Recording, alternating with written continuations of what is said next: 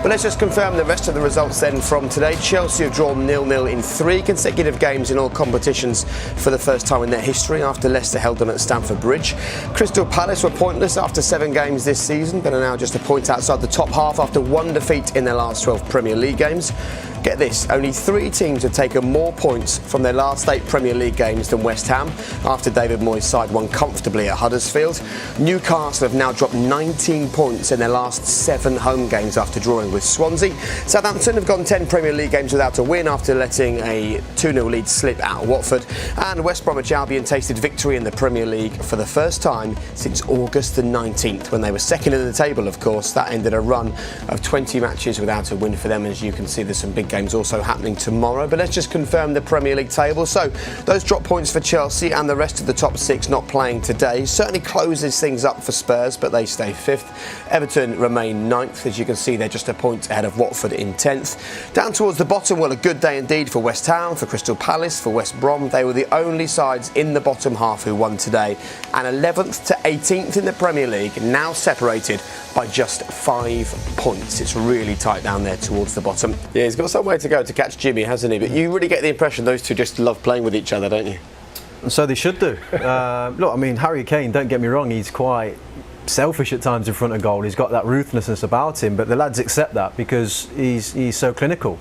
But what Son is bringing to the table last year and this year, he's getting better and better each year, and I think you can see how appreciative the whole team is of his performances. I've not seen a more single-minded centre forward in terms of taking opportunities when they come, shooting on sight from all angles since Ruud van Nistelrooy.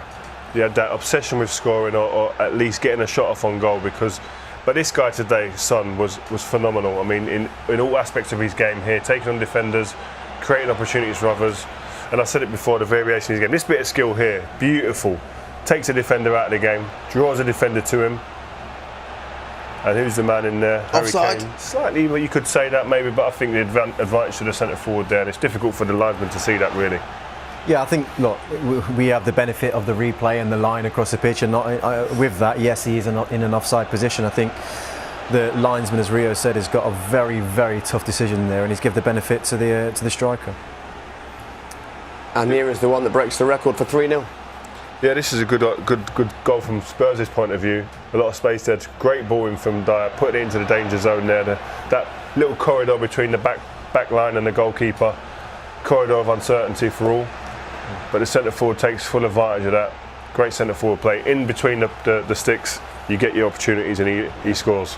And look, people will quite rightly say to us, come on guys, the football existed before the Premier League. You can't just talk about him as being the top Premier League scorer. Let's talk about him in the context of Tottenham. But if he stays at this club, those goals by Jimmy Greaves, he will slowly start to catch them. As we said, he's only 24. He's going to probably score 30 goals this season. That's his 20th goal already in the league this season. It's remarkable. Ridiculous. It's remarkable, and I suppose the thing with Harry Kane is you can never really go against him. You know, all these crazy numbers that you're talking about with Jimmy Greaves that he achieved at this Spurs, you know, they seem so far away. But if Harry starts putting in 30 a season, which he's capable of, all of a sudden those numbers will creep up. If he's still at Tottenham Hotspur, which will be that question that everybody will talk about. Exactly, also. and his last 103 games, he's got 90 goals. If he continues at that rate, he's blowing them records away. But again, I think it's pivotal for Spurs keeping hold of Harry Kane and building around him and keeping the others around him too. The new stadium's imminent, and they've got to build on that. And a lot of that comes down to money again, because we're seeing players change clubs for huge amounts of sums of money, wages as well. Spurs have to compete to keep the likes of Harry Kane, Dele Alli there. And you think that he's the most important player for them to keep hold of? There's all this talk, isn't there, about does Dele Alli go abroad? Does he fancy playing abroad? But they've got talent in Eriksen, who scored an amazing goal today, Son as well. But you think keeping hold of Harry Kane is the key thing? Because Eriksen is also a stunning footballer when he turns it on, isn't he? Listen, I think they've probably got 2 people at the football club that are irreplaceable. Just to answer your question, Jake, and that is Harry Kane and Maurizio Pochettino right now for Tottenham Hotspur. It's as simple as that. Everybody else, they may move on, but it's so important that they keep Harry Kane and Maurizio Pochettino at that football club, because everything that you're seeing kind of. They played lovely stuff today, didn't they? Yeah, they were brilliant. I think Everton, with all due respect, made it easy for them.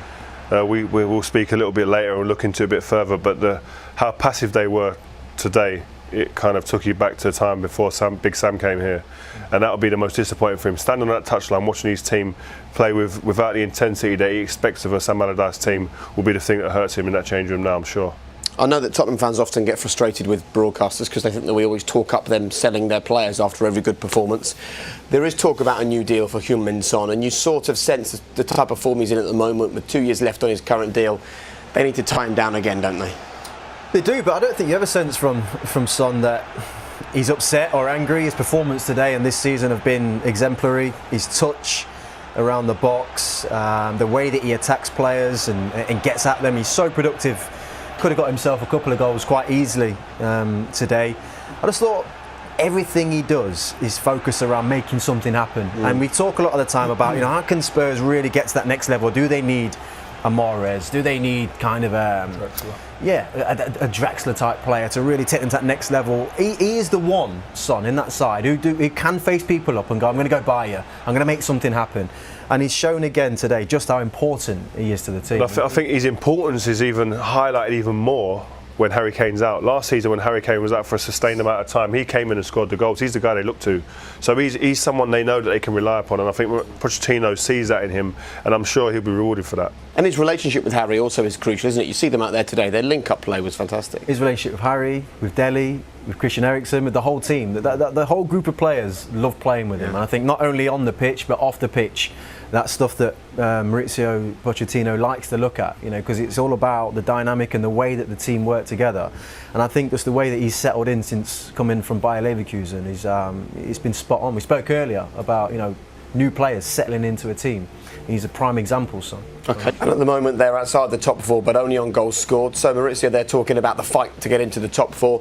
What about the signings? Do they need to do something in this January window, do you think, just to help them over the line a bit in that race for the Champions League? I think not just for this end of the season push. I think in general, I think I feel like a broken record in terms of what they need is that stardust in this team, that other player that can kind of draw people out of position. Who? Carrasco, Atletico Madrid. Will you get him? Draxler, who's maybe surplus to at PSG. I think you need them players, like I've said before, Hazard at Chelsea when they won the league. He draws 2 and 3 players out of position, allows other players to have more space. At the moment, if you shut down Harry Kane, you go a long way to stopping this Tottenham team. That's not no disrespect to the other players, but he's the main man, so you try and lock him down. Whereas someone like that who can draw players out of position, Mahrez maybe, someone like that, you take 2 and 3 players out, now your star man, the man who you rely on to get your goals, is freed up 1v1 against a centre-half. Imagine that here for I personally don't see Spurs signing anybody in this window. They don't tend to kind of go out in January and do anything too crazy. They'll wait their time. I think what's most important to them, Wanyama came back today, Dembele put in a top performance as well. They've been missing big players throughout the season. Those two especially were huge for them last year. Get Toby Alderweireld back as well, Lamela back into the team. I mean, just to kind of get those 4 senior players back into the squad going into the Champions League stages as well. They're like new signings anyway. They've got the foundations of a fantastic squad here. But as I said, they need that 1 or 2 extra players to kind of really wrap it up. And it's going to shake up the season over the next few weeks. We'll know exactly where they are, really, won't we, by the end of February? I mean, Manchester United, Liverpool and Arsenal will determine the top 4 almost, and then it's just a small matter of Juventus in the Champions League after that. It's not a bad few weeks, is it? That'll be a huge couple of weeks there, and I think, that, again, this is where this team will be judged, in them big games there. Because at times they've been fine wanting in them big games, and they've got to change that perception about this. But that's team. when they should be judged now, because Spurs have now moved to this level, haven't they? That's where they are. When Rio was at Manchester United, these weeks would have been coming up, I'm guessing, every single season. A week within the season where you can say that's the week we win. That's the year we win the title. Sorry, the week we win the title. And that's what Spurs are going through here. It's a week for them to really solidify that 4th place position and progress in the Champions League. It's massively important. But it's also having the people in that change room to identify that area there, because you turn the corner at the turn of the year. New Year's there, and you look down the line and say, right, where are we going to be? We've got to be in a position to strike here. then it's about going out and doing it. There's a run of games there we see is going to be a huge, pivotal part of the season. And it's having them people in the dressing room, the manager even, to identify that and say, right, we work towards that and then we start motoring. And I think this is the mentality side of the game as well, where they've got to make sure they're all in tune to really get over the line and get in that top four. And we'll talk about Theo Walcott and Everton in Premier League tonight. We're live here till 9 o'clock this evening. Not a happy man, and there's a clear message for his players, isn't there?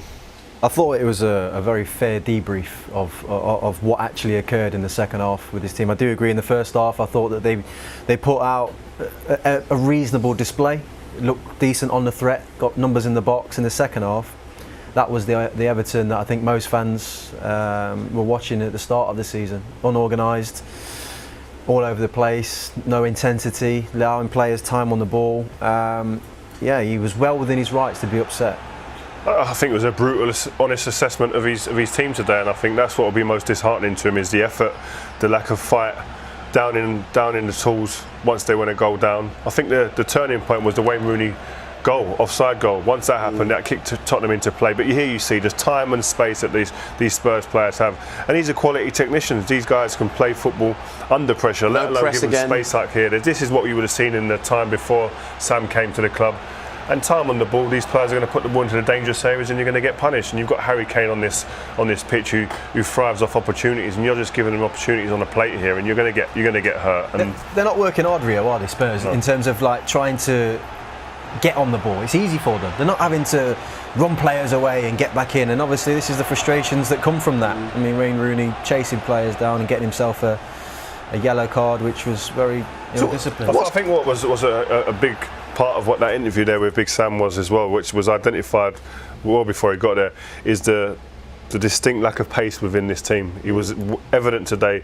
This Spurs team looked fitter, quicker, stronger, and that needs to be something. Yeah, but what he's angry about isn't a lack of pace today; it's a lack of effort. And you know, when he first arrived, we were talking about an Everton side that were in a relegation scrap. After the last few results when he first came in, they got out of that, and it's almost a bit like they've just taken their foot off the gas in the past few games because that threat's but what he was alluring to there as well in his interview was that yes, he'd stopped the goals going in at the other end, but then they still need to be a threat at the other end, and with that he needs pace, and that's what's lacking in this team. Their recruitment in the summer, I thought they got some very good players in, but all very much of a muchness, and all of them pace wasn't a part of their identikit. So that's something that I'm sure he's looking to address. And it's about signing players now for the long term for him, isn't it? You know, this is going to be one of those strange seasons where they're not going to make Europe, they're not going to get relegated either, are they? No, look, they signed a lot of players in the summer, Everton, just already. A few, yeah. And I'd like to think that they'll be far more specific in their choices, and I think that's why Sam is highlighting pace and the lack of it within his team, and that's obviously why they're going for Theo Walcott, and he feels that if he can bring that in with the goal threat, that it will change the dynamic and the threat, I suppose, element to this team, because you can see with Spurs they can press so high up the park knowing no one's going to really run in behind, so he's right in highlighting that. Yeah, because you've got players like Wayne Rooney. Wayne Rooney could have got a couple of goals today. You always know you're going to have a chance with him, such a great goal scorer. Sigurdsson gives you great quality as well, but they're players that Wayne Rooney, latter part of his career, they're going to come to the ball. They're not going to run away from you. As a defender, people coming to the ball and seeing it in front of you, that's the easier player to mark. Okay, well, that's without a doubt the worst performance of Everton under Sam Allardyce. He questioned their professionalism. He also talked about tomorrow, so they're in for training tomorrow. Bad news for them once they're back up north.